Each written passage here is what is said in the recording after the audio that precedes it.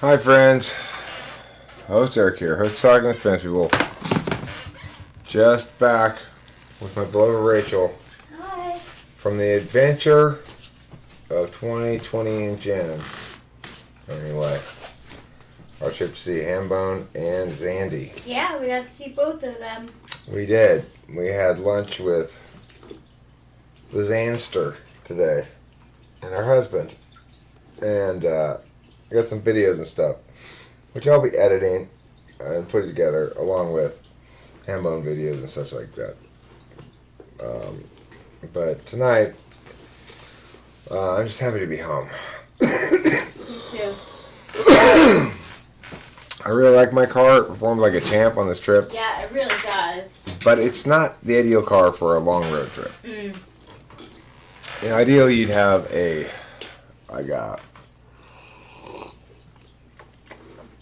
I don't know, like an Escalade or something for a long road trip. I guess you want to be as comfortable as possible. Yeah. Yes. If you want to be as comfortable as possible, I would definitely say that an Escalade can provide that. But all in all, I think, given what a little car it is, it was surprisingly comfortable for a long trip. It was. And by and large, I think that making a trip in which you go that far and back again in that few days, we have 4 nights, 5 days, is probably ill-advised, and we probably won't do something quite that ambitious again. But given the fact that we did it anyway, it's hard to imagine it have gone any better. Right. We didn't fight at any point. No. You know, I was more moody than Rachel during the trip, I would say. Rachel maintained a good mood the whole time. Thanks. I got a little fussy at the end of yesterday and at the end of today. Yeah, understandably so. It's just long days. Just too much driving and. Mm-hmm. Like, Yeah. eating when we, But you know, the driving didn't bother me all the way up there. Because the first trip up to Wolf Creek, it was a lot of hours, but you know what? We were starting off on a new adventure, we were both kind of energized, and then we got to Wolf Creek, it's very quaint, and yeah, and it was fun in itself, and then the food was really good and inexpensive, and the people were really nice. And we got to Wolf Creek dinner time, 6 o'clock or something. Yeah. Because we left so early. Yep, that's right. So, and then the second day's drive was hard but short. Mm-hmm. It was like 6 or 7 hours, short comparatively, 6 or 7 hours. Yeah. And again, by the time we got there, well, it was tiring, but we were also excited to see Hambone and, excited to get the adventure going. The drive yesterday was all to get to the hotel we were going to stay at that night and just go to bed. Yeah. So it's like it's pure travel day basically. Although I have to say I was pretty happy with that hotel last night. I do too. It was comfortable. It was comfortable, and we were able to sit outside. I love that there's a patio right there. Patios are key. Patio, and also we were really close to our car. Hello, hi, precious. Oh, we're so happy to see you. I will say the trip, it was fairly expensive. I was figuring in the car today, I figure it costs about close to $400 a day probably. Okay. Which is fine. I mean, we needed a trip, and spending $1,500 on a trip is about what one expects. That's a pretty cheap trip for 2 people, really. Yeah. And, $400 on hotels for 4 nights. But when we had 5 days, we have food, gas, and sundries, which includes like cigarettes and weed and stuff like that. We probably spent a good $1,500, maybe $1,600. Yeah. However, we should really subtract from that a couple hundred because we brought a lot of weed back. Yeah, we did. We're gonna be good for a while. Yeah. So you were eating plain rice. I'm so glad to hear that. I was worried that you were eating fancy rice. After eating a plain potato, getting your starches in. Starch day for Cloud. For any particular reason?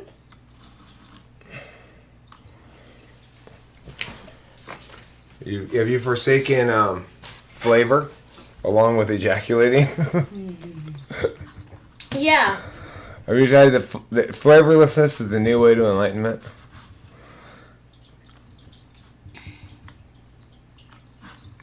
Oh, my wonderful kitty friend. Hey, Can Christian Star with the Goo. Hey, what's up? We've got a big surprise coming up for everybody. Not very big surprise, maybe, but hi, Hey, Hambone. What's up? Nice to see you. Yeah, it is nice to see you. So we have an unwrapping to do here on the yes. selection because Zandy gave us a couple of wrapped presents. Yeah, so I it was so unwrapped it. nice. You sound so stoned in that first dream. I don't think so. I don't think so at all. Not remotely. No. You might think you did because you know in your head that you were, but I don't think anyone else would be like. But you definitely were stoned. You definitely got high. In general, that was something I kind of regretted. Like, once I heard that you had never smoked weed before, I probably should have just been like, well, then don't smoke any. You know? There's no reason to. But, I don't know. That caught me off guard. But I'm surprised. I'm not sure. I'm really not liking this lag and stream with this style of streaming. Okay. Yeah, that's what I was thinking with the lag too, but Zandy is in Sacramento. We on the way up realized that she was right off the 5. Well, she's not in Fresno. She's in Sacramento. Right. So we met up with her coming down back to Arcadia instead. We got a lot of videos of Zandy and pictures and stuff, so I'll be putting that together like tomorrow.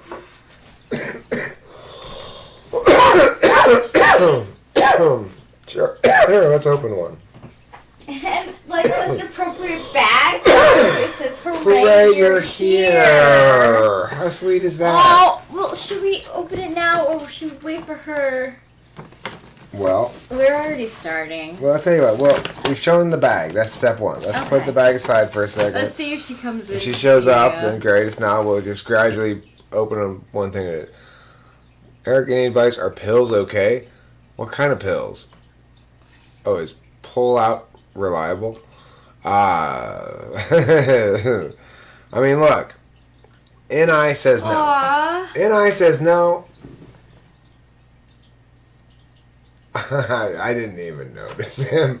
Oh, yeah. I really didn't. We had a great time. Yeah, it was so nice meeting your family, too. Like, it really was a great trip. It was totally worth it. Like, the whole thing was so enjoyable. I felt like, wow, I can't believe these nice, well-adjusted people like me. And, like, we got the jam from your mom, which was so sweet And as well. boy, could you see the powerful ISFJ love in that woman's eyes, you know? I think she's...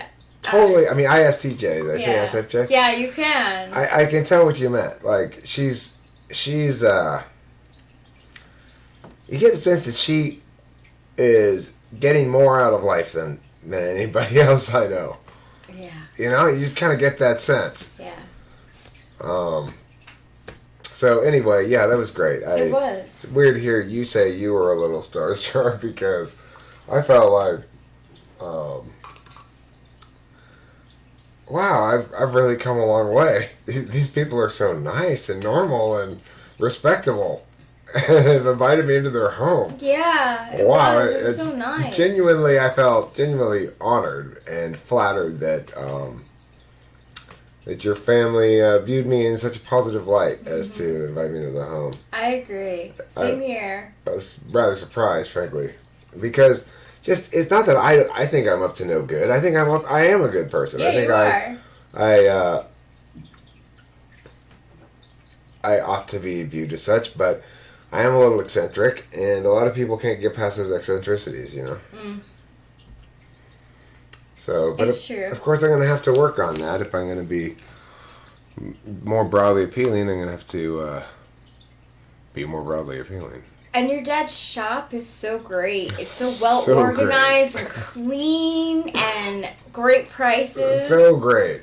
It's so, I mean, And your dad is so like personable Yeah. and level-headed. And it was really fun seeing him speak with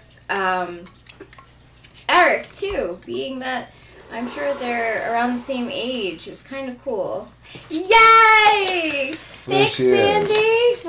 We waited to open up the gifts that you gave us. Here's the first gift that Zandy gave us. He gave us 2 gifts. Ooh, ooh la la! This is a box full of Mexican candy. How cool! I've never had Mexican candy. Thanks, Zandy. Yeah, thank you. This looks fun. This is like a bag of fun snacks. Yeah, I've seen these. I've seen these in stores, and I've actually wanted to buy them. So I'm like extremely excited that I'll be able to try them now. Thank you. Thanks, Sandy. That's we are snack eaters too. Yeah, you know? we are. And now we're going to be more ethnically diverse snack eaters. Yeah, and it was really nice meeting Zandy and her husband as well. Such sweet people. She was such a delight. Yeah, really. Very pleasant. You'll see the videos, everybody, when we make them. Yeah. What's this? Oh, butt smoothing. Oh my gosh, that is Sheet so mask. funny.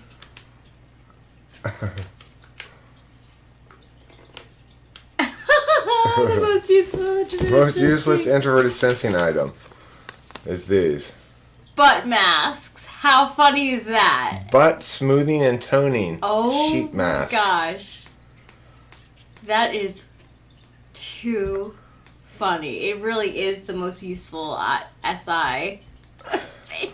Thanks, Hambone, for the endorsement there. This is the thing, Zandy. What you might not have known, but is absolutely true, is that Thanks, one of my Mom. biggest problems I complain to Rich about all the time is my rough and untoned butt cheeks. This is exactly what I need. I can sand a maple table with my butt. That's how rough and untoned it currently is. It's okay, Hambone, with the trail mix. We loved it. In general, it was great. And look, it's like, I'm not sure what this is. Oh, this is lipstick for you, I think. You were wonderful. I think that's for you. Ooh, I'm not sure who this is for. Zandy. Thank you so much. I love makeup. Ooh, Prep and Prime. I'm gonna have to see the oh, it's a red color. Thank you so much. Yes, you should have left that with us. The worst thing is, we then left ours in the fridge at the motel. I was kicking myself all day. I even looked to see. Yeah. It was just dumb. We ate a lot of it though. It definitely filled us up. We've also made a determination to make our own meat and cheese trail mix at home. You have inspired us. Yeah, we could potentially, if we add some olives and other couple little things in there, we could never have to eat a real meal. Cute little kit. So it has a primer, mascara, and lipstick. Thank you, Zandy. I love makeup. And you could also try it on you too. well, no, I'm claiming the butt. So you can have the makeup. Good. Okay, I'm gonna try the butt thing. I mean, your butt is already smooth as a baby's bottom. Thank you. But mine is rough as a lumberjack's cheek. Oh, I can't wait to use it. I cannot wait to use it. Who's felt a lumberjack's cheek before? Rough, I tell you, rough with beardiness. Thanks, Sandy. You're very sweet, and we really enjoyed your and your husband's company as well. And Hambone, it was a really delight to meet you as well. You're such a cool kid. It makes me feel very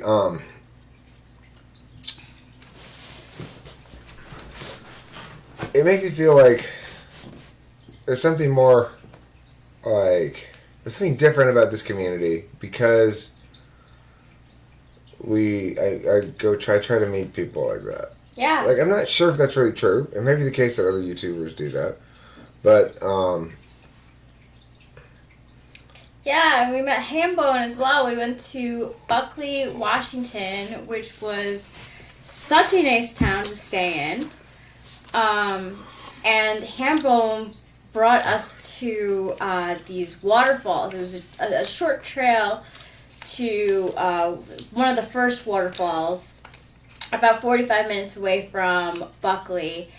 And it was coming down. The waterfall was full of water. Yeah, it was like flooded. Yeah. Got so some he was interesting saying flood that. footage. Yeah. So he was. Hambone was explaining to us how there was this like more of a sandy area that people go to and they chill and they like hang out by the waterfall, but there was so much water that it actually flooded the sand area. So we had to kind of like walk around it to get to like a safer spot where we could just sit. It was really beautiful though. I mean, And then we went fishing, and these other people's dog came and sat with us. yeah. Which made me super happy. Yep, And they didn't tell their dog, "Don't come back over here." They just let the dog sit with us. Yeah, So that was nice. And I got to pet their brown dog. And, you know, the dog seemed to like me, and I appreciate that. I always like it when dogs come over to me and like me. It makes me feel special. Aww. Dogs do. Animals. Well, I like animals, so I always express my appreciation to them when they come over to me. Yeah, I do too. Um, I like to anyway. Unless, like, some people, like, you know, they'll let you know. Like, they're not too friendly or whatever, or if they're skittish. But most, if they come up to me, I'm, yeah, I try not to approach them. Mm-hmm. If they approach me, I'm appreciative of it. Me too. I'm in the same line. I'm sorry that your right ears hurt, David Sanderson. What happened? Is it external or internal?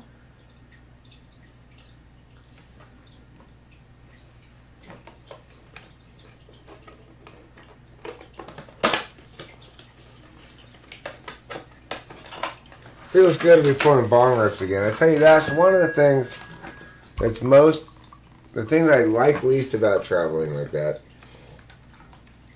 is I don't really like smoking weed other ways than with the bong. The bong is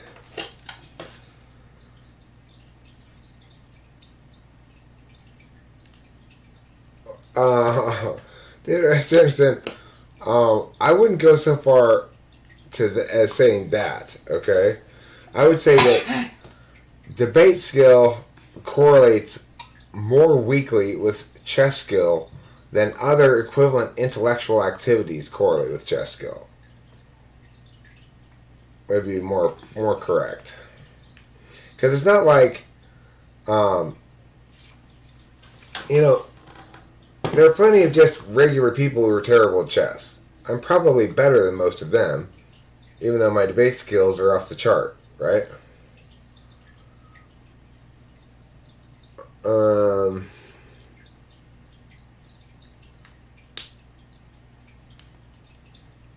I gotta say also, Danny took us to a great part of town. Yeah. No, we couldn't stream. I didn't have any Wi-Fi. It wasn't like when I was in Washington, we had the hotel room, so we could stream in there, you know, because they had Wi-Fi and everything. Zandy, we just stopped for lunch because we just had a couple hours, you know, unfortunately. Yeah. It was an add-on stop rather than planned in originally. Exactly. What do I think about Queen's Gambit? I don't. So we didn't get a chance to stream with Zandy, but I did get a couple of videos made with her on my phone, which are hopefully uploaded to Google Photos right now.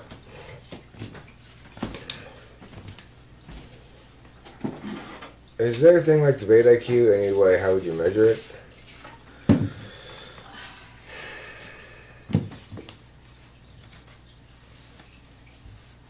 There are two different kinds of debate IQ. Really. There's prep IQ, which INTJs is the master of. And there's seat of the pants debate IQ, which ENTPs is the master of. And INTPs split the difference.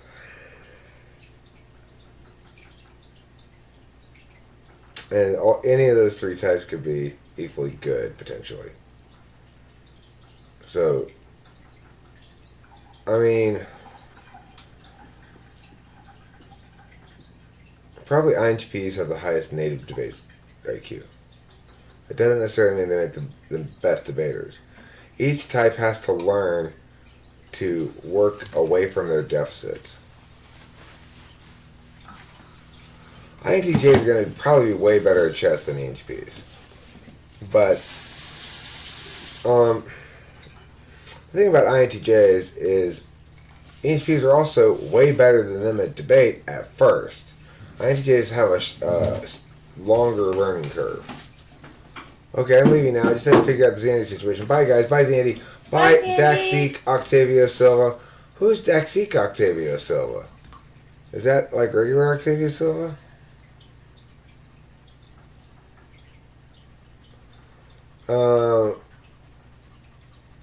Zandy says she congratulates me for making videos. It can be quite intimidating. Only for a minute, then you get over it. Do you and Rachel, great. Do you and Rachel really think Frank James is an INFJ? Yes. He's such an obvious ENFP. No, he's not. Yeah. I mean, it's very feasible to mistake an INFJ for an ENTP. Very feasible. Yeah. But trust me, he's not. He's not. He would say the same. I mean, I don't think I'd put ENTPs up there. Alright, good night, email Anthrax. Can I open this? Do what you want. I was thinking maybe let some cool air in.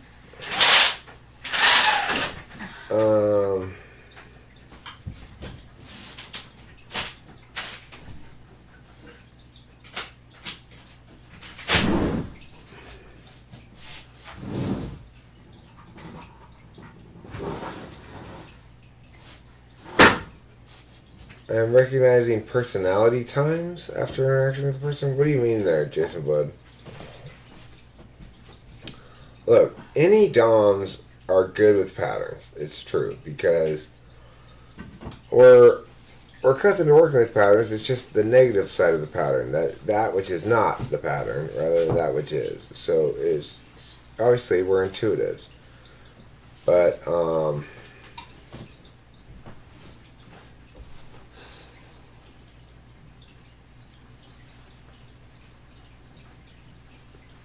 no, up dim plates. He's not swimming in it, Annie.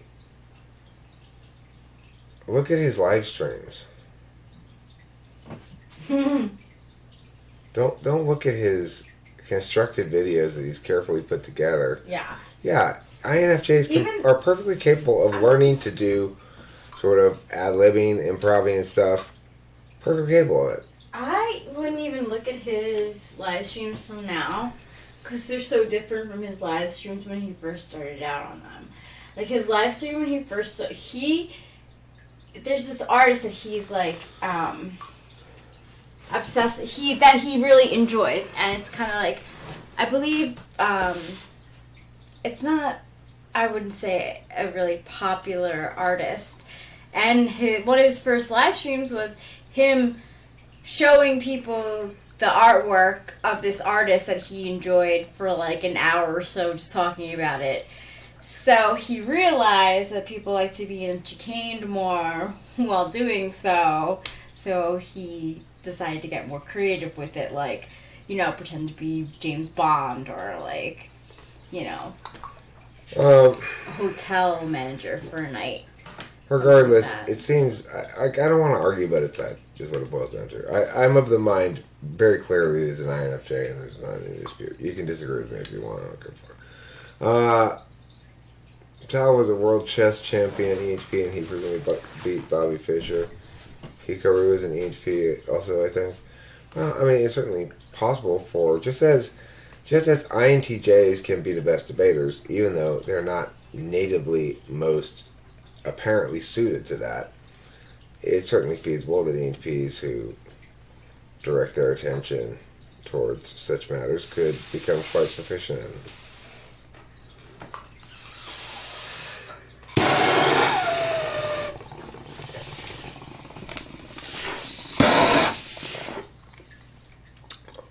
I'm not a terrible chess player. I mean, compared to just any old average person, I think I'm probably somewhat better than average. Not much, maybe. I'm sure any kind of chess mastery person would whoop my ass in no time, you know? So, it feels good to smoke bong rips again, man. That's good. Can you hand me my phone? It seems to be making noises. Where is it? It's up there.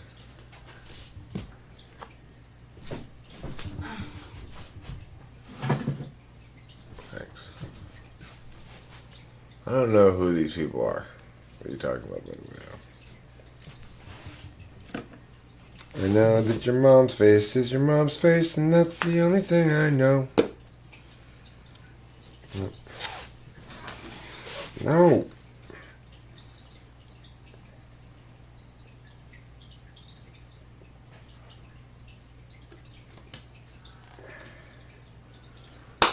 Message from Cameron.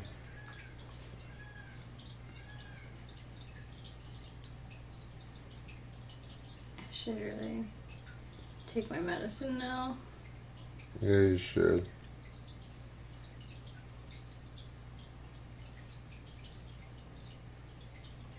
Where did I put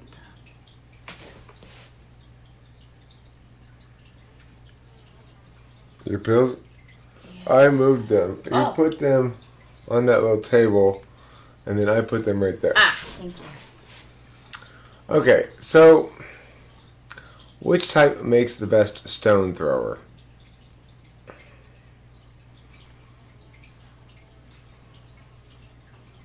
Probably ESFP. Yeah, that was my guess too. But we'd have to have a stone throwing competition. Right, and you're the pro at knowing those competitions. Who's the best? Who can do it the best? Yeah. I did have a childhood full of who can do it the best. I don't remember ever playing who can throw a stone the farthest specifically, but it's the sort of thing that might have been in the mix, or who can throw a stone closest to that tree or something.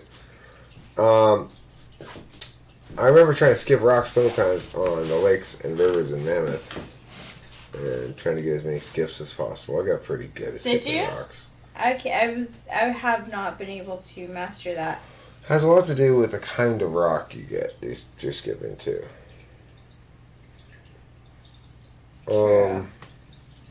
You gotta find the right rock if you're gonna get a lot of skips out of it. So, Oh yeah. oh yeah, it's gotta be flat on the bottom, Oh. but heavy enough to, yeah. I don't think it would necessarily be an ESTP because ESTPs are not, they don't have that kind of practice one thing over and over and over again quality that ESFPs have. If they get into something, you know, the ESFPs can throw themselves into something, be determined to. They're very stubborn. What type would make the most dangerous type as an 8? ESFP. Most dangerous type is an 8. It's probably ISFP. Because their whole frame is their feelings. If they're an 8, then they're mostly angry and acting out of anger.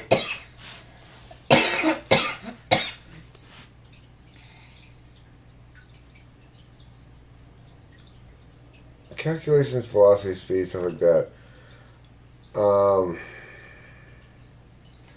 That wouldn't exactly be TI calculations. I mean, they might be TI calculations, but they're not the sort of TI calculations that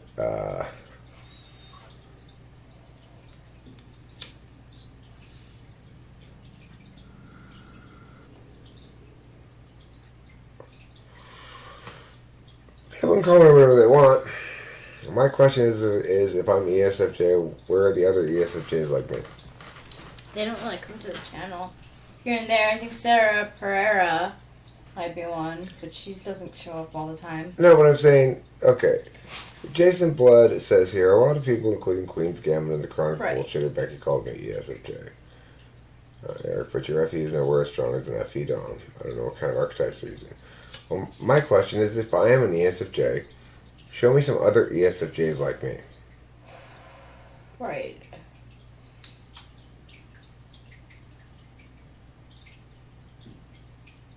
Watch Eric's older videos, strong FE is obvious. I mean, look, that's not a good way to type anybody. What we'd have to do is analyze, of course, how strong is my TI?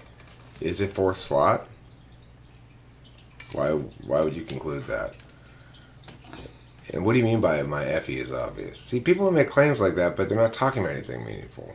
What do you think? Like, what do you think obvious FE looks like? Yeah. The fact that I have an FE user is not any dispute. The fact that it's third slot means they're going to be demonstrating quite a bit of it. It's going to be important to me in an absolute value. Just as ENFJs and ENTJs demonstrate a lot of SE. So how then are you making a distinction between somebody who's got normal third slot FE and somebody who is TI? I mean, I don't doubt that that's the case of Dim Blades 48. The thing that you seem to forget, and a lot of other people do as well, is that I'm trying to improve in those areas. I'm trying to be more like an NFJ. I'd like to display more like an SFJ because people like that more. I'm making some effort and growing. More importantly, actually, is that I'm growing as a human being. So I'm more mature and I have better FE. I have better SI than I used to. I mean, yeah, you're 49. I have pointed out the following. Look at the video of me when I'm 17 years old, when I have never heard of cognitive functions at all. Yeah. Look at it. You sound exactly the same. Same person. And what is he saying? Scientific. That the new proposed law about parties in Arcadia is unconstitutional because it violates the rights of free assembly, and that it should be banned because it's unconstitutional. Yep. At 17. That's my argument. Then, now, was my FE as good then? Probably not. Or not as polished, you know? I it was in the same place cognitively. Even in your proposal to Kimberly, like, your proposal to Kimberly, maybe someone would be like, oh, that was an FE display. The way you proposed to her, though, was so NE. It was so, like, you. The truth is, Jason, Upton Plates 48, Old Cloud, you know, their argument is Eric is constantly narrating SI shit, repeating his rules and frameworks, looking to be comfortable and very habitual. It's absolutely not the case. I'm talking about all kinds of different topics all the time. It's just a flat out lie. You know? No, I do give a fuck. That's not true, Cloud. You just make there's nothing but pure diarrhea come out of your mouth, frankly. It's just absolute garbage. You don't know anything about anything. I am taking it seriously in the sense that it makes me frustrated because it shows how easy it is with this topic of conversation with cognitive functions to exploit people's weak understandings. You know, like Upton Plates here. He's not a hater. He hasn't any spite for me. Yes, Mommy loves you so much. But he nevertheless has bought this bullshit because he doesn't understand how to type people at all. You have to evaluate those things which are skills as skills first and foremost, so we can make some sort of determination about which types we can eliminate. We eliminate first. There's no way in hell. I know it's not your opinion, Cloud. I know that, Cloud. That's why I read your words out loud. Don't be an idiot. Oh, it's so good, and I'm so happy you are safe. I'm saying your words here. You are taking this too seriously now is just proving their point. That's your opinion, right? Idiot. See? That is your opinion. That's the thing I'm responding Mommy and to. Daddy love you. Do you hear me? Do I make any sense? Mommy and Daddy love That is your word. Those are your words. Not anybody else's. You think that I'm taking this too seriously. I'm annoyed by any need to try to defend my type. Because if I'm not an EHP. If I'm constantly repeating old shit, why do I have hundreds of songs and continue to put out new ones all the time? Some of them are like If in fact caterpillars. If in fact I'm repeating stuff about the same topic, it's because, like anybody else in the YouTube community, I am discussing cognitive functions. Oh my. If they say I'm repeating myself about the same concepts, it's because there's one correct interpretation of it. And therefore, I'm going to articulate the correct interpretation and correct people in the same way over and over again. They say I'm seeking comfort. Well, I mean, for Christ's sake, that's not how you type somebody. If you're an idiot with a bias going in, you can come up with any case. No, Daddy. So, I mean, you know, obviously Becky's a spiteful liar, and Queen's Gambit is absolutely obsessed with me. I think he's got a massive crush on me or something. So, I mean, I don't know what to say about these morons. It upsets me not about them. It upsets me that somebody like Upton Plays 48 is influenced enough by their complete nonsense to buy into it for a second. Oh, yes. Oh, yes, the Majesty of Kitty Pageant winner. I know. Of course. Yes. I repeat stuff. I repeat stuff because I hear the same questions all the time. I don't go in seeking to repeat stuff. I have none of the qualities in this live chat right here of an ESFJ. There's nothing about me that's remotely like an ESFJ. There's nothing about me that's remotely suggesting TI in the fourth slot. There's nothing about my FE, no matter how effective it may or may not be, that would remotely suggest dominant. There's nothing about the quality of my extroverted intuition, my articulation, my verbosity, my ability to generate words that are clever and fairly fluid on the fly that would remotely suggest third slot NE. There's nothing about my inability to remember what I was talking about from one sentence to another sometimes that would remotely suggest first or second slot SI. Oh, my kitty friend. It's absolutely insane. And yet I continue to hear it repeated. Because why? Disingenuous people, dissemblers, liars, who want to repeat lies over and over again, can make people who don't know enough to know better, which is not their fault, internalize some of these lies and think that they have some credence to them. They can make arguments all they want about it. But the fact is, they're motivated to do harm to me. They think that's harmful to me in some fashion. I don't give a fuck. I'm an EHP. They think it's harming me to call that into question because then people will think if I might not be typing myself correctly, so how could I type them correctly or something? Well, obviously I'm doing the best job imaginable because I've got the most spiteful, hateful people after me. I mean, like Becky is astonishingly wicked, as is evidenced by the totally unsolicited, recent revelations by Jason Blood and the appearance of whatever. I don't even want to get into it. As far as Queen's Gambit, I mean, aren't like half of his videos about me? Yeah. That's called a crush. That's called like a stalker crush thing, I guess. I don't know. Whatever he thinks is irrelevant. I don't believe in these jumpers things. Upton Plays 48. I don't want to argue about Do you that. like... It's annoying. It's fucking annoying Upton because there's nothing Plays. definitive I can point to. It requires too much explanation to win the argument. People who don't want to know the truth will dissemble and make it even more difficult to win the argument. And even if I do win the argument, they're unlikely to acknowledge it. So I'm not going to argue with you about it. I'm just not going to argue about type anymore. It's just fucking wasting my time and it annoys me. I'm not going to argue about cognitive functions with people. I'm going to explain how it works, how you could yourself choose to validate things correctly. And once I've explained it enough, which I have a million fucking times, then I certainly don't want to explain it anymore. You know? It's like I'm done. I'm done correcting people on this shit. I don't give a fuck. I got better things to worry about.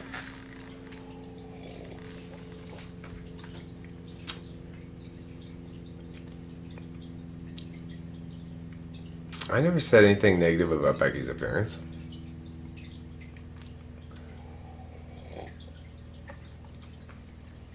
I said she's spiteful.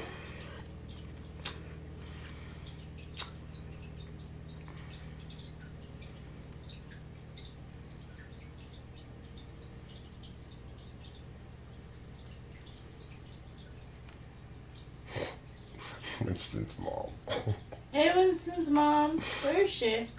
You silly goose. She's up there. Being a silly goose. It's not a silly goose, but I understand. Crushes. You know, the thing is, I get to see the sort of ancillary impacts of the Spider Monkey's behavior through people like Upton Place. You know, people are exposed to what they say. They come in here, and all of a sudden I find myself arguing or defending a position or something I don't want to defend. It's just like, if you believe those people, go for it. I just don't care. What do they say? The ones who don't mind matter. It's like the ones who don't. I don't know. There's a saying.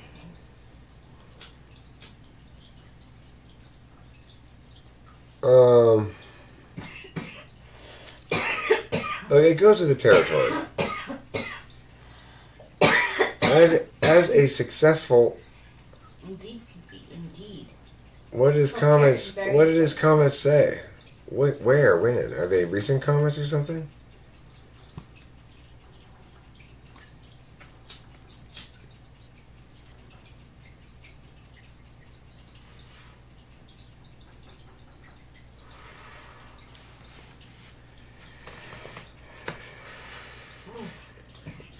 Okay, so let's say I am an SFJ. What now? I guess everything I'm saying is wrong, or I don't know. It's ridiculous. Hey, horse mumbler.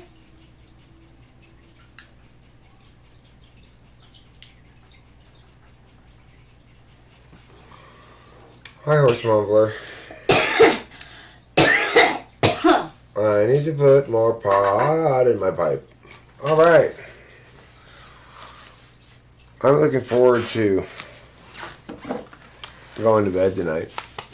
You know, it's gonna be nice to crash out in our bed. We're not gonna be able to super sleep in tomorrow because we got a 10 a.m. appointment at sunrise to see Mom. And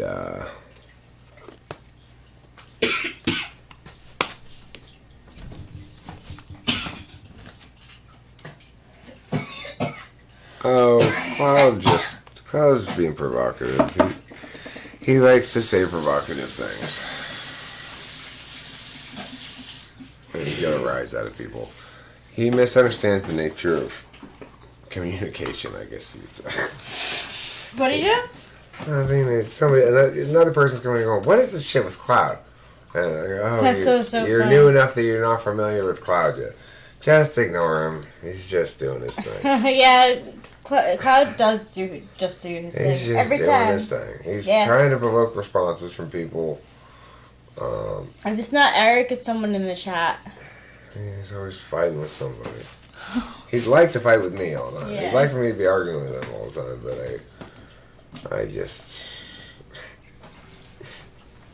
Sometimes I'm not in the mood for a contentious environment, you know? Like, I don't really want to argue with Jason Blood either.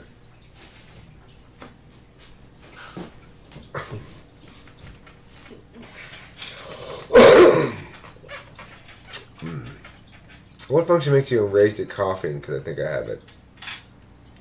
Are you enraged at my coughing or your own? If you're enraged at my coughing, there's probably TE somewhere in a value slot because you're like, why are you so inefficient in talking that you have to cough periodically? Cloud is a character. You think Cloud's playing a character, or you think he's just a character? Like he's a rascal? Some people, I think it's Skygear the Eternal Noob, says that Cloud is actually an INTP, playing something else, playing as something else.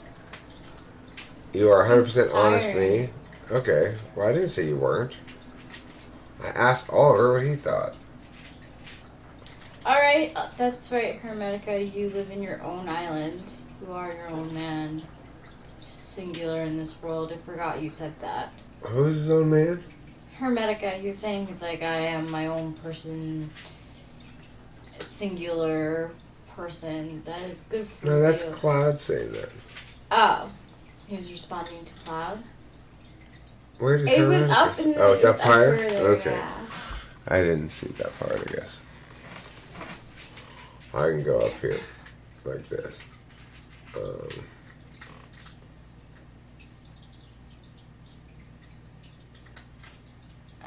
I can't wait for a singularity ceremony. Yeah, oh, yeah. Is that what Queen's Yeah. Gambit said?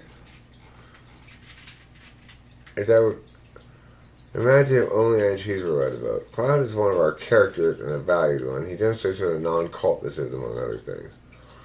Bubble Poppy. What separates the executives from the analysts is that they use a metaphysical universalist tool function for just for utilitarian purposes, but analysts actually care about universalist notions. Well, what separates them is the frame versus the tool. So, in the analyst, the frame is metaphysical, the tool is physical. In the executives, the frame is physical, the tool is metaphysical. So, in other words,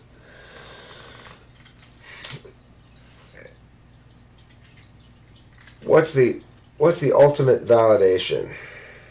For executives, it's whether this works for their problem. And for the analysts, it's whether this works generally or universally or validates on a larger frame. So an executive will ultimately not care if... Okay, well, for example, we watched this episode of Mad Men, and the guy went into the Lucky Strike meeting, and he had nothing, no ideas, and just sort of pulled it out of his ass and dazzled the guy with nothing, and ended up landing the account. So a good executive will say, mission accomplished, because the frame is, did we get the account? And the tool is use communication, metaphysics, whatever, universal things that resonate with this guy to get us the account. So the boss of that wasn't mad at him afterwards. He was saying, you worked your magic again. Mm-hmm. Now, an analyst would say, okay, hold on, I don't like the precedent this is setting here. You came into the meeting with nothing, and yes, in this particular instance, you got the problem solved, but I'm more concerned about what this shows about your process, because I'm evaluating it in the universal, not just this instance, but overall, whether or not this is going to work. Or as a meta-analyst would say, would be like, well, in this context, because it's a sales kind of position, results are the only thing that matters, and we have no guarantees of long-term effectiveness anyway. We can only go on the existing data, so let's side with the executive on this one.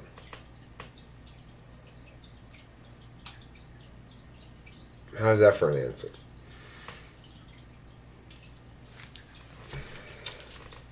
I had a dream I left my car windows open and the car was full of snow. ADHD and Asperger's are personality traits, not medical conditions, says Cloud. And I have both.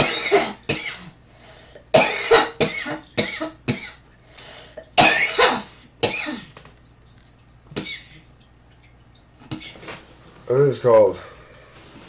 Aspadhidingers.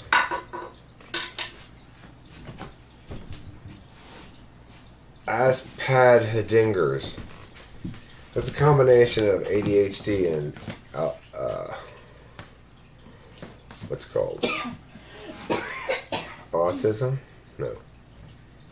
Poop's disease? Excessive Poop's disease. Hammer is an INTP. He's totally an INTP. Could ENTP be autistic? Just a bit more shy ENTP. People, there's no autistic. Look, people. There's no such thing as autistic people who are not cognitively mad. Let's say disabled in some way. If you're capable of the normal range of metacognition, then you are not autistic. You may just be an INTJ. Are the keys to the door here? Is the sliding door locked? Or the master bedroom door locked? Oh, the master's bedroom door is locked. Try going through the sliding door. Okay.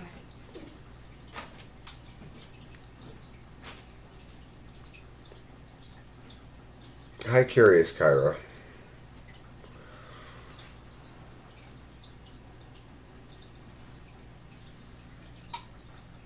Hey, it's Rosemoose. How you doing, Rosemoose? Rock and roll is good, I guess. I feel tired at the moment. I feel a little...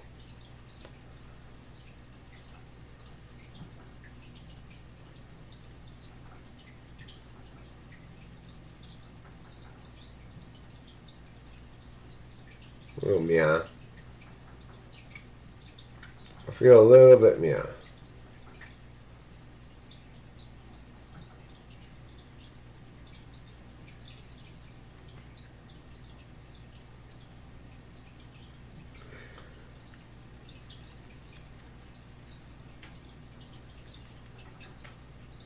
I wouldn't type them any differently than somebody not typed with ADHD, not diagnosed with ADHD and Asperger's. Neither of those things are real. So one of the doctors who diagnosed him wrong, probably. If you're typed as ADHD, then you're most likely an action type. If you're typed as Asperger's, you're most likely a knowledge type. Yeah, she does. She knows. The thing is, Winston's mom, what's kind of important to remember is when Rachel gets upset about stuff like that was when she was not herself at all. And now she's really, I think what you'd call in full remission. The drugs work. We found the right drugs. She's fixed. Like, not like an animal is fixed in that she can't reproduce anymore, but rather in that she's cured of her mental illness. Or it's in remission, you know, you have to obviously continue the meds and everything. But it's like, it's different than mostly managed successfully or something. Since she's been on these new meds, it's like, oh, this is Rachel. She's easy squeezy and reasonable and intuitive and not overreactive and all that kind of stuff, and it's great.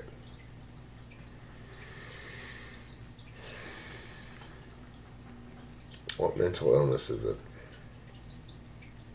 Bipolar mania? You know, we had an interesting and very serious conversation in the car today. Good conversation, but one in which, you know, we talked about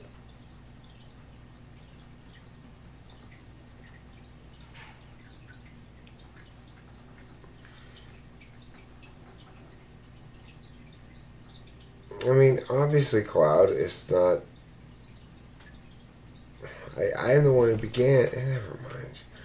First thing I said was they're not real things, Cloud.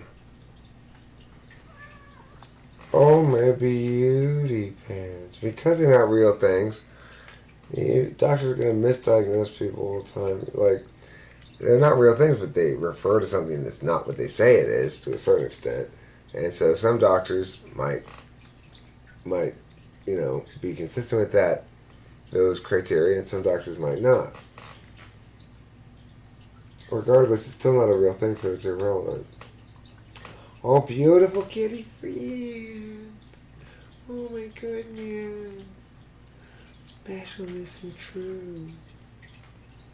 Oh, yes.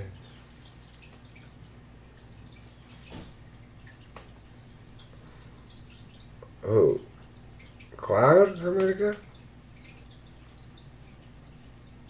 No, he's ESFP. Oh yeah, it's a BPD. You can't. You can't fix and make any relationship work with BPD. I learned that it's a personality disorder, not a mental disorder. I know it's not a mental illness; it's a personality Yeah. disorder. Yeah.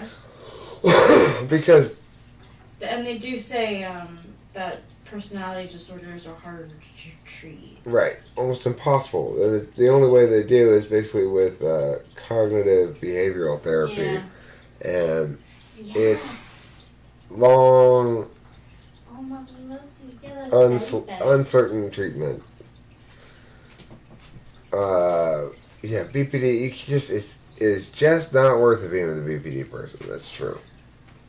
As far as I'm concerned, if you're They have non-BPD, to go through a lot of like therapy and loving themselves. You know, I don't like to think of anyone, never having a chance with anyone.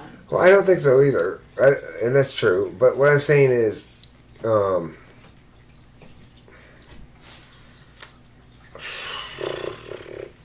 You really have to be strong to take it on. I almost feel like you have to be also like BPD or some sort. yeah, I mean, maybe I don't know how well BPD relationships work, but I don't know. I don't. I mean, like when I went to that convention, they were talking about BPD. These parents about their son. I just like started crying because it's like it's just like all they want is to be loved, but they don't understand it or believe it. And it's like they get enraged.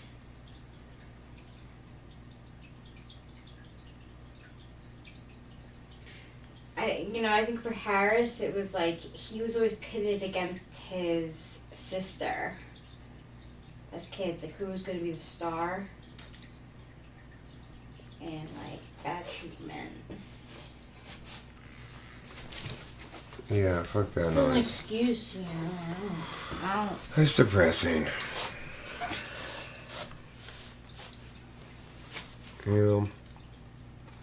That's the bottom line. Is there's a lot of depressing shit in the world, and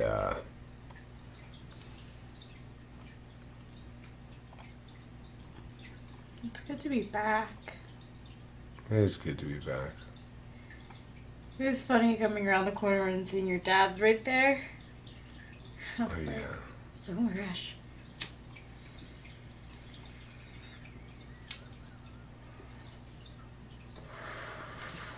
In an old video of yours, you mentioned that ENFPs are the most introverted extroverted type. Do you still believe that, and why or why not?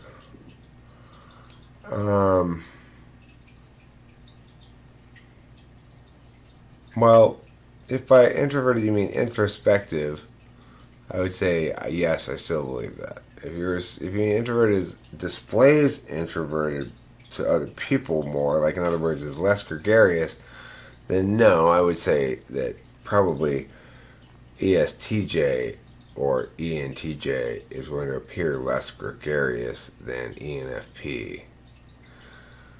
But as far as actual introspection, the kind of general domain of the introvert, I would say ENFP is the most enabled to do that of the extroverts. Because they're the most in touch with their feelings. I know, it's so nice. Maybe, yeah, probably yeah, ENFP. Right, Pee-Pee?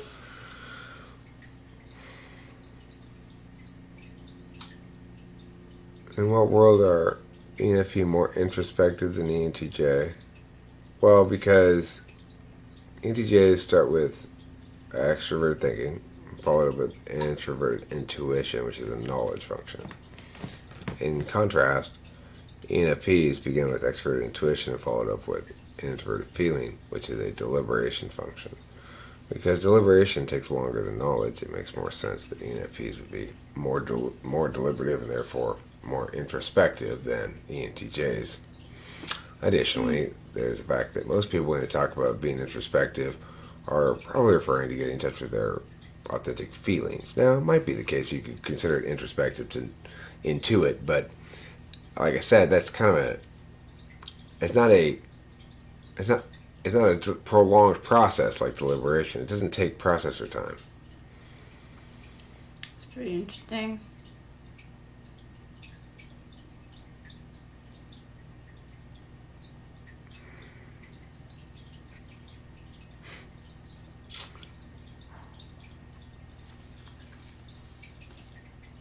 I saw an interesting documentary featuring an African shaman who was utterly baffled with the Western attitude towards and treatment of so-called bipolar disorder. Said that in his culture, the same symptoms were seen as cause for merriment and celebration and signaled the birth of a new healer of the people within the tribe.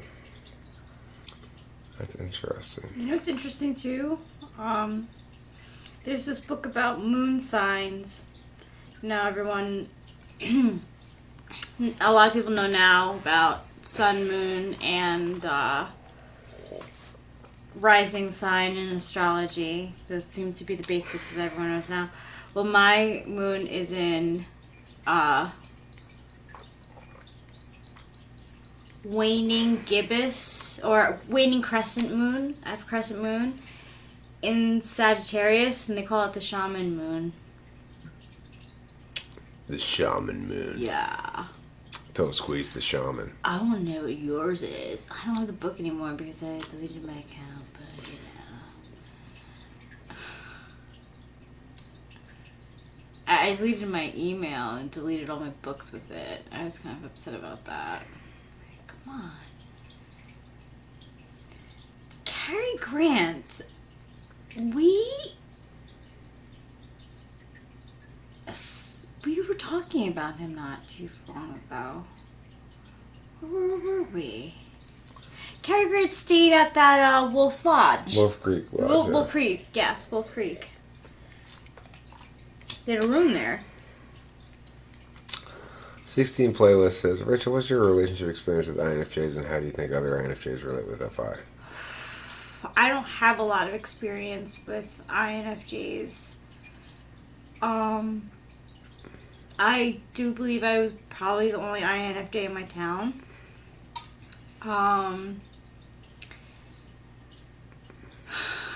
And how do I think that other INFJs are feelers types, but we're better with understanding other people's feelings than our own.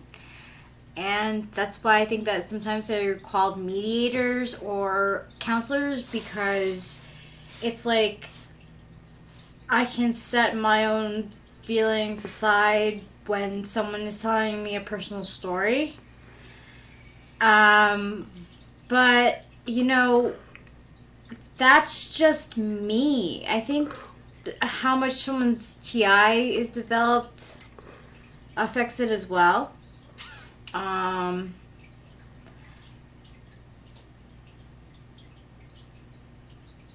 meant your experience. Okay, so I only have one experience with an INFJ, and it was like... No, I mean, he's saying how you experience FI. You or other INFJs experience FI. Oh, okay.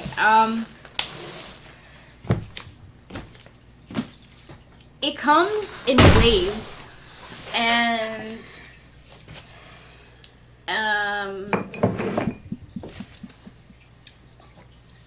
I experienced it with Eric. Like, I feel warm feelings towards him, and it makes me feel a connection towards him in like a soul heart way. When I'm sad, I cry. And when I'm angry, I cry too. One more. There are a lot of INFJs around here, and so as a consequence, you're gonna get the mistaken impression that there are more than there are in the world. Yeah. Because you're in a bit of a cluster of them. I'm not in tune with my feelings. I always told people that I was not in tune with them. So things would happen in my life and I would feel a certain way about it, but I was never able to actually tell the counselor the feeling that I was feeling, just the action that was happening. And one counselor gave me one of those like emotion wheels, where it's like, okay, so you're feeling frustrated, and then it takes you to the next word that it's incorporated with, and frustration comes from like anger, maybe. So I was feeling angry in that moment, and then I think about why I was angry in that moment, and usually, say for instance, if I am angry about something, I do tell the person because I feel it's important. I do anyway. It's important for me to, once I figure my feelings out, to bring up the problem or the whatever issue to my to my partner. Do we all believe in the media reporting on COVID?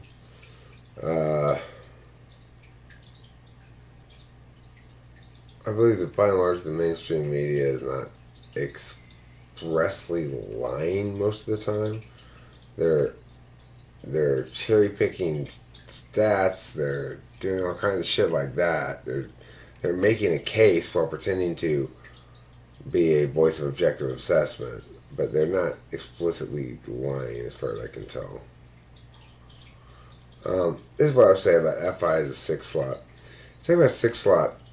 A 6 slot for an introverted function is very different than 6 slot for an extroverted function, because demonstrative makes sense when you have an extroverted function, but when you have it as an introverted function, it sort of turns into the second function in a way. It's so much more a component of the second function. Like,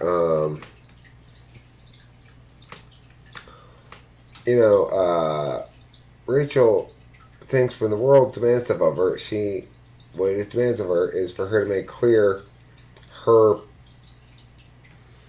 feelings about it. That,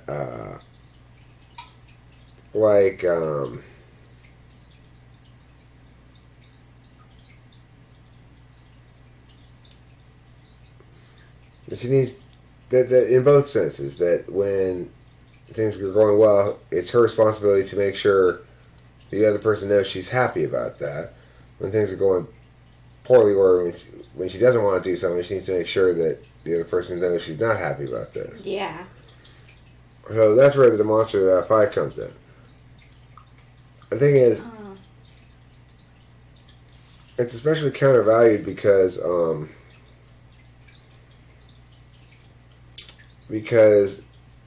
the way that it works as demonstrative, means that it's especially difficult to... It's still difficult for her to link into what she's actually feeling, just as it's difficult for me to link into what I'm actually feeling. Yeah, it takes me a little while. I think that was the toughest thing being with an ESFJ, or maybe my relationship with ESFJ, is like, I can't immediately tell them what I'm feeling for them to give me advice. I have to think about it a little bit, and they know their feelings right away. Like, I used to tell Evan all the time, I'm like, I admire the fact that, like, you know what your feelings are, like, all the time. And, like, you don't hold back, like some men do. But, like, I don't understand mine the way that you do. Oh, important kitty. So, like, that was like a disconnect. I always felt like I was cold and distant, and he knew he was warm and giving, and I felt like I was, like, ice queen to him. It's difficult. It was just different, you know? ESFJs are really very warm. And INFJs can be cold. Cloud. Cloud. What's he up to now? He's making declarative life advice. Otherwise, you will never be happy. Do you want me I, Cloud, here declare it. Do you want me to be one of those? I can do it. I can go really fast. I can talk really fast. Cloud, don't let Cloud goad you. Anyone that allows me to lecture and teach people on topics they don't care about is a friend of mine. I think FI is one of the most difficult functions to really grasp. It's so weird for me to understand how others feel and yet have no clue how I really feel most of the time. Rachel. What does that mean? Yeah, I don't know. Rachel. With ESFJs, maybe. Cloud speaks in. Oh yeah, there's a lag. Remember? Oh. Because of the way we're doing this. Yeah. People are also just ignorant, narcissistic, etc. So let's not forget that angle about spreading bullshit. Yeah, people are all those things. They really are. I have a lot of deja vu about places, but it could be literally because I'm walking by them the second time. Who knows? I know. I know what it means to be true and just and fine and special and good and fair and good and just and true and fine and special. It means to be either my cat or my girlfriend, my daughter, maybe my dad, I guess. Yeah. Oh, that's nice. Cloud's not the bad guy. Cloud's just the, nagging little brother. He's the Middle child. He's a troublemaking rapscallion is what he is. Nothing wrong with that. Every community needs a troublemaking rapscallion. I think That's what we do. as troublemaking rapscallions go, we have one of the best on the internet. I We're do too. blessed to have Cloud as our troublemaking Yeah. rapscallion rather than, I don't know, some weaker alternative. If you declare that only a Sith speaks in absolutes, then you also declare yourself to be a Sith.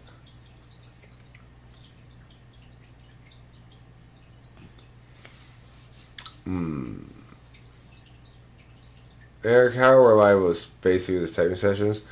I mean, every time I've retyped somebody he typed before me, I've ended up agreeing with them.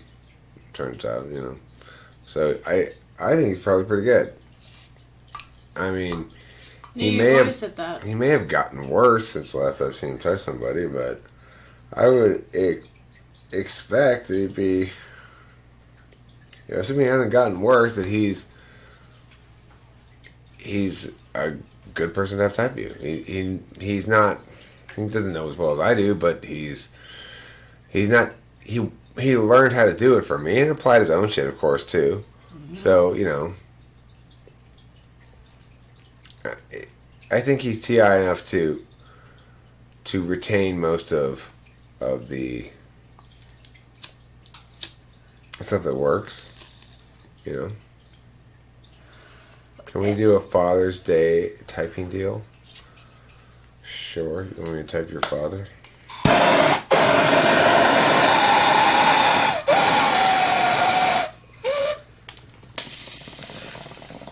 Yeah, we could. Like I said, I haven't seen him type in a while. And when I did see him type, I usually had, it was him and me typing somebody together. So it's really hard for me to say. I'm not interested in watching a video of his, but I will say that he and I generally seem to come to the same conclusion when we were typing together. Like I said, it's been a while. And I agree with Running Fox that Obi-Wan is not a Sith.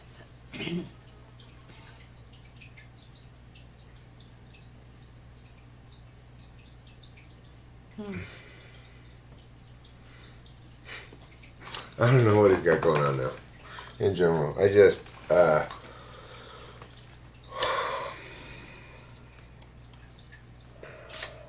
I got my business over here. I don't got time to be a spite monkey for about anybody. I don't got time to worry about what's going on. I don't got time to feel offended or whatever. I just don't got time for it. You know, it's like I said. To know I'm doing something right is to know that I'm going to provoke some spite. There is running water in the background. It is from a fish tank.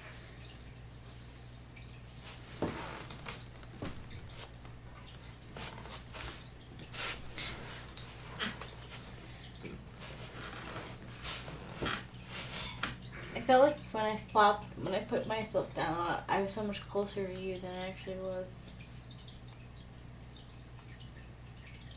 Hmm? When I sat back down, it felt like I was so much closer than I actually was to you. You're actually far away from me. You're sitting very, very far away. What kind of fish? I got guppies. They're doing good. Bonsai trees are the ultimate INFJ hobby. Let's build us a little happy cloud that floats around the sky. Bob Ross. I have heard that line from Bob Ross for sure. Quite some time ago.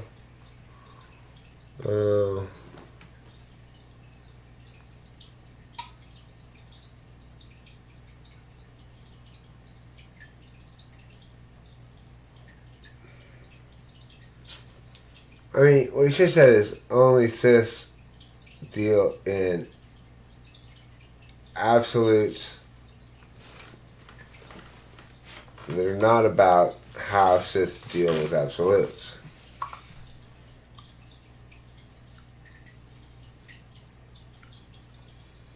You know what I'm saying? Bob Ross had skeletons in his closet? How did they get there? Did he... That's funny. That'd be cool. That's a good rumor. I would want to know if there were. Ooh, my eyes are... Bob Ross. Bob Ross. The real secrets about Bob Ross. Yeah. Bob Ross has skeletons in his closet is a good video title. Did Bob Ross really grow that head of hair himself? Or did he get hair implants?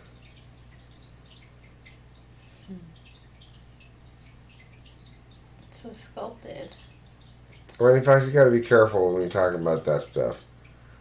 You know it's a watery grave.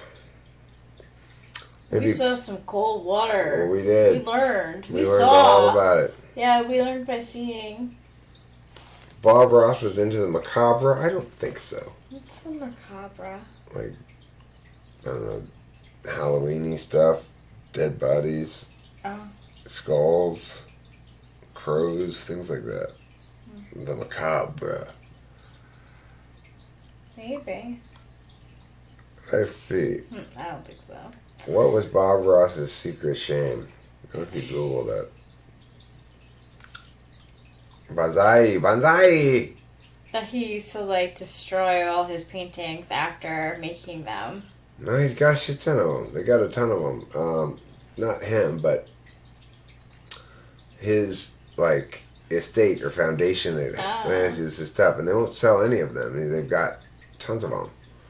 So I'm not sure. I saw some sort of TV show about it. Okay, so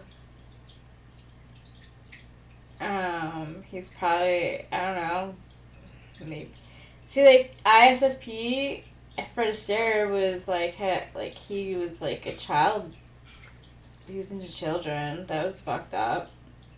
Who was? Fred Astaire, remember, he's ISFP and he was like a child molester.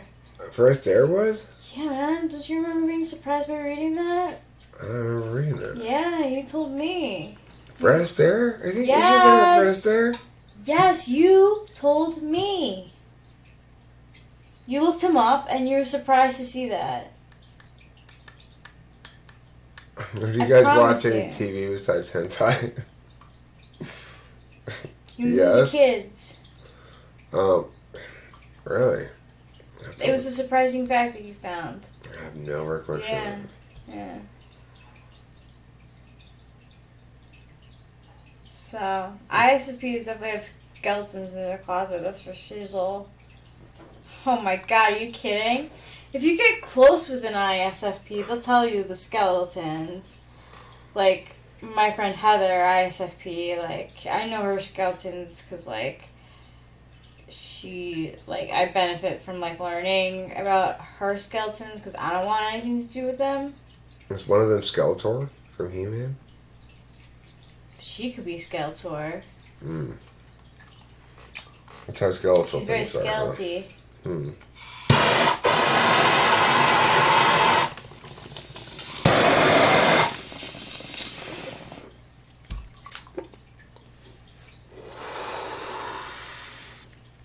They were in a series of steps and executed an algorithm.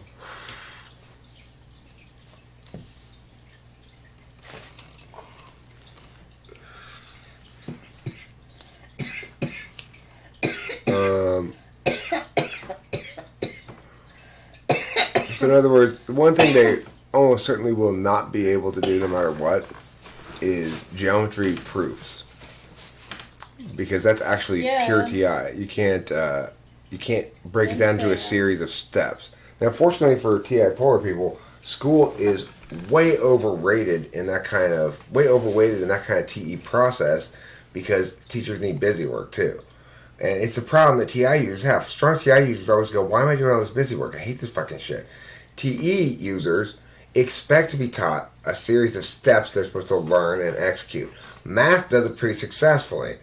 So most classes there shouldn't be that kind of TE stuff. Math there really should for the TI backside people, and in fact, it's generally pretty effective.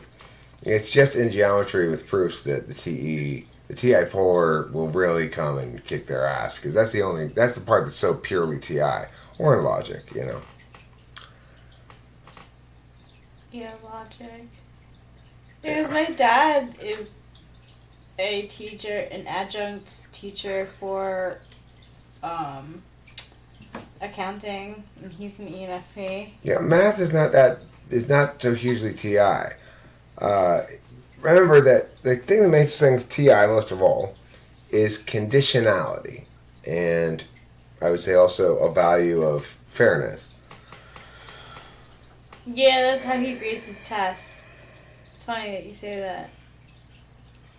What? My dad grades his tests like that with fairness and stuff. No, but that's TI. Oh. Your dad's FI. I mean, every teacher grades fairly. True. But I'm saying, you know, his pants are ripping apart. The last legs. Yeah. The weaker the TI, the more trouble they have with geometry. If you have if you have people in your life who you know what that either hated algebra but liked geometry, or hated geometry but liked algebra, that'll tell you right there where their TI is. If it's high up, they'll like geometry a lot because it's easy, it's interesting, it's finally math as it should be, math that makes sense, math that's TI. It's the world of conditionality. Huh? It's like proofs, yeah, angles. How do you know this angle is this many degrees? Yeah, I was pretty good at that with practice. My teacher really liked my practicing methods with geometry. It's the most intuitive, friendly form of math, also. Yeah. So I felt like I didn't have to do homework on it much. But then after that, I didn't take any more math. I didn't take math in 12th grade. We didn't have to do it our senior year, so. Diagramming sentences is TI. I mean, look, drawing the diagram. Yeah, basically, diagramming sentences is the best example of visual TI I can think of. Are we muted? Did we go quiet? Are other people hear us? We're not muted. We're making noises here, I think.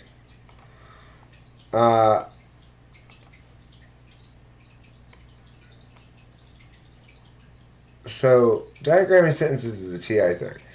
Because look, the reason is what you're doing when you're parsing a sentence to see what the parts of speech are, is you have to understand how it relates to each other part of the sentence. In other words, what role it's playing in the sentence.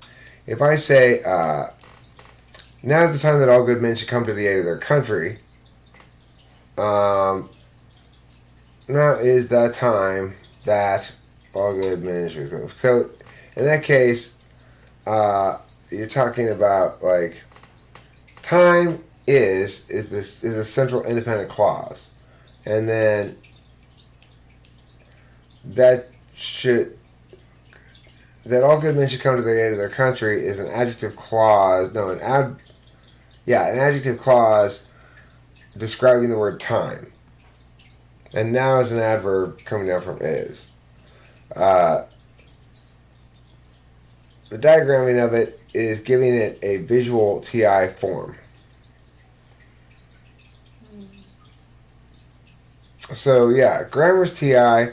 Math, most kind of math is as much TE as it is TI, but geometry and logic is TI. Coding, to the extent that it's conditional, talking about the conditional, and like coding at the code level, not coding the way it's often done nowadays, where you get a chunk of stuff where it's all modular, right? You get a lot of chunks that are already pre-made and add them together. Okay, so I'm going to smoke a cigarette, and then I think I'm about ready to wrap this up. Rachel, you too? Yeah, I'm tired. It was a long day, but I feel better for having streamed for sure. Me too. Streaming always makes me feel better. Me three. It's kind of important to my mental health, I guess. Yeah, it is. I get to talk to people, see everybody, see Winston's Yeah, mom. And exactly. And I wasn't ready to go to bed right away either, so. we have to wind down, you know? Exactly. It's nice to see everyone. Almost everyone. The gang. Oh no, look, Rachel. My type's changed again. Now I'm an ISFJ. Gosh darn it, I want to be an ENTP. Come on, you guys. Can you think of one? Please. I don't know what to tell you. Later, New Groove, enjoy your night if you choose to do so.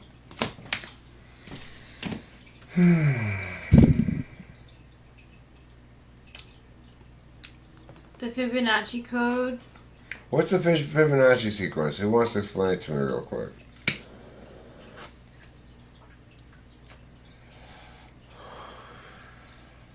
What kind of lawns do you mow?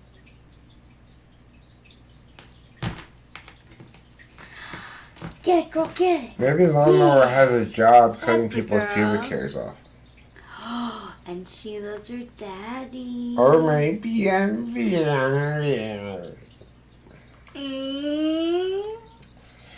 Oh, look at that, Rachel. What? I'm your supervisor type. I'm ISFJ and you're ENFJ. See? Uh-oh. That's tough. Do you feel supervised by me?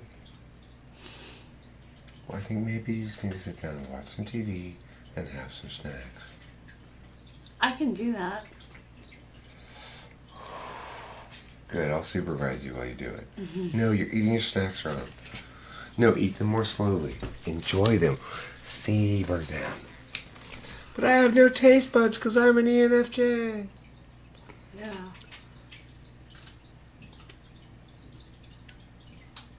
Oh, that's a good job, Lawnmower. High paying job. Uh-oh is right. So, this is my final cigarette of the evening before we strike the proverbial straw as some people call it, or hitting the hay as others call it. Kicking the clods, lying on bread, tucking up a burrito, some people call it. I'm a burrito baby. Falling in a squall, some people call it, or the sheep counting pen.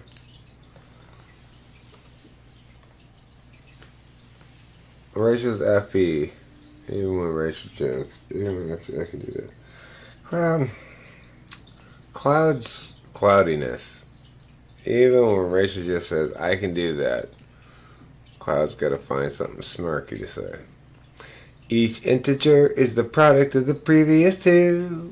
Like 1, like 1, 3.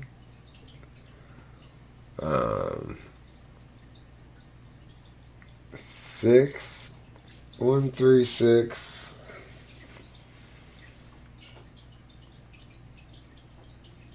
15. Oh, the product of the previous two. Never mind. I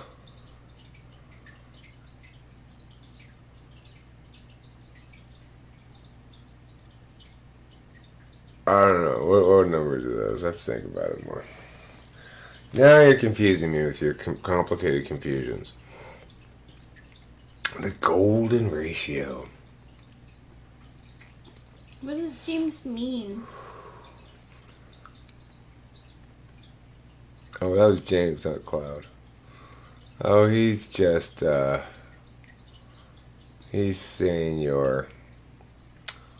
he's being snarky. I find you funny. If you want to see the golden ratio, look at Cloud's face. Okay. Oh.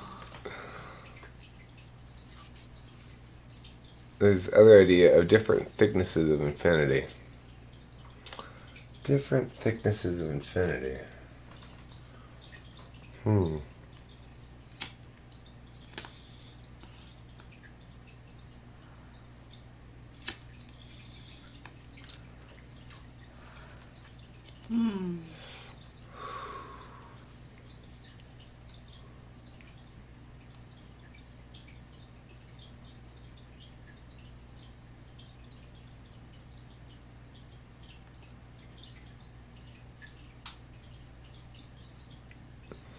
Oh, yeah, I don't think she was being serious. I think she was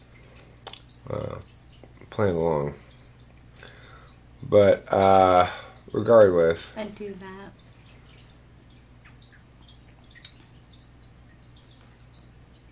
So, TE enforcing external consistency or following hedging instructions?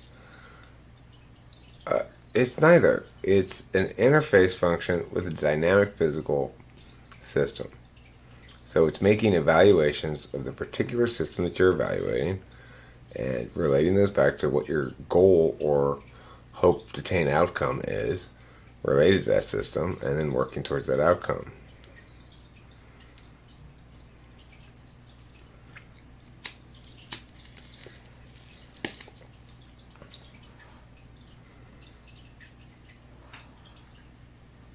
I am playful.